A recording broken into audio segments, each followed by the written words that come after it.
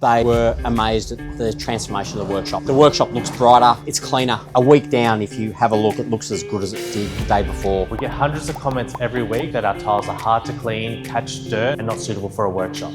In this video, we're not only going to debunk those myths, but we're going to show you how you can upgrade your own workshop. Andrew, what are you using this space for?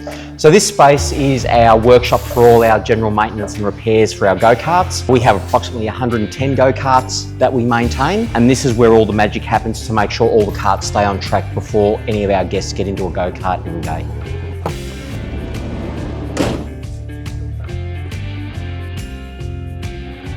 Now let's have a look at the space we're working with. With this kind of space, there is a fair bit of cutting. We would actually have to cut all the sides, cut around the poles. We just have to make sure everything's lined up. But the main thing is when you're starting is making sure the first row is lined up with the doors. As we work along this row, we're gonna have to cut around these beams. We're gonna have to also fill in this space and cut all around the edges there. Here you can see they've got cabinet. Likely we'll be cutting around it as well. We'll also have to cut around here. This is where they get their go-karts on. This is another reason why we have to start there and work our way down, just so that we can align the tiles around this perfectly. They would like us to continue the tiles through here. So we just have to make sure everything's aligned. As you can see, they've cut a bit under the door so the tiles can slide under, just so it has an even flow effect as you work your way down. As we work our way down here, we'll have to cut all the way around. And they've got two doors here in the hallway. We just want to make sure we can add some ramps there as well, just for safety purposes. We're just going to do a little sweep before we get started, just to pick up any dirt or anything like that before we lay the tiles. Now what you'll need is a rubber mallet, rubber gloves, a ruler, a marker, knee pads because they're better for your knees. You can use a guillotine if you have one.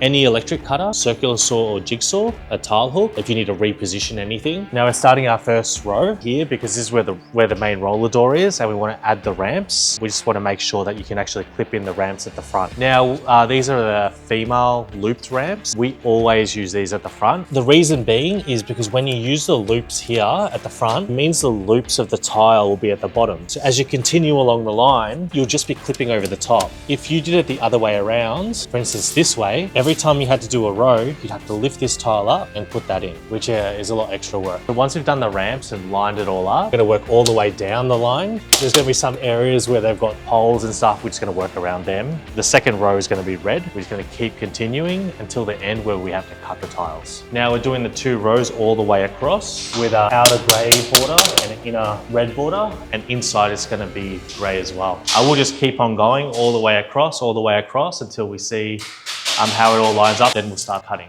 at the end. So we've just shut down the doors to see if it'll all align. You can't really see it from the inside, but on the outside it's showing, and you don't want the tiles to show on the outside. What we're gonna do is open up the doors again, push them a little bit back, the tiles sit evenly with the door shut. Now it's all about filling in the blanks. This is the safety zone. We're gonna have 2 rows of blue just to separate it from the rest of the workshop. They're gonna have special machinery here. As you can see, you've got to wear eye protection in this area. Now it's been 2 hours and we've already completed about 80% of this space. But before we continue, let's clear up a few misconceptions. Now, one of the misconceptions are that these can't be used in a space like this. Now, these are made from pure 100% polypropylene. They can handle 10 tons static weight per square meter and 20 ton rollover weight per square meter. Now, they're going to be working on go-karts, even up to 5-ton bobcats. So they're not going to have a problem with the load capacity of them being on these tiles. Now, they've chosen to go for the smooth flex. They wanted something a bit more smoother. These ones are our new version tiles, similar to the GridFlex Pros. The main difference is rather than having a rounded top, the top's more flatter, but it still has that open rib design. It's easy to roll smaller caster wheels on them. It's a lot more comfortable underfoot. It's a lot more comfortable on your knees. It has more of a modern look compared to the GridFlex Pros. Anything somehow falls in between the gaps, you can always lift up a single tile. You don't need to lift up the whole thing. As you can see, we put something under here.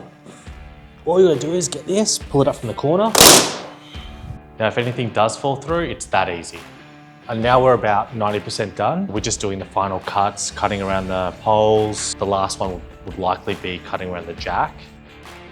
When I've got to measure around a pole, I'll start off with one side. I'll fit the tile in closest to the pole, and I'll use the side of the pole as a guide for the bottom, and then also the back. And I'll do the same to the other side of the pole. Then these two lines should meet, and that should be the sides of the pole. You'll push the tile up to here and then you'll dot where to cut. And we try to make the dots of this one and this one the same, so it's pretty consistent. Then you'll continue all the way along. Now we've got a gap here that's a little bit smaller. You just have to do a smaller cut. We can sometimes repurpose the remaining piece of the tile, other areas. Just depends if it's the opposite. Mostly if it's the opposite side. For the most part, you want to fill up the little gaps so it looks a lot better. Here we just have a little bit of a bigger area to cut. Just connect them up. Now we've just measured all around this pole and cut the tile. Now we're just going to fit it in.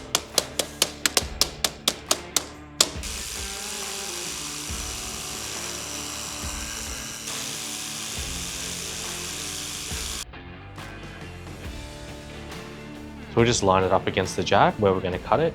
We just want to make it look clean and not jagged. The cut needs to be right on the same position. My biggest concern was screws and bolts falling through the gaps. That pretty much went out the window within an hour of working on it because everything is visible. It gets caught in the cracks, but it doesn't fall through the cracks. We've worked with some pretty small grub screws and things, and we haven't had any fall through in a week. Concrete's cold on your feet, it's hard on your feet, sore legs, sore knees. This takes the pressure off your knees, your legs, don't have sore feet at the end of the day. Oil stains seem to absorb into concrete, whereas with this flooring, you give it a wipe with some biodegradable cleaner and it looks as good as it did the day it was installed. Definitely come down and have a look at what we're using it for, but definitely would be a product that I'd recommend that you put in a workshop for.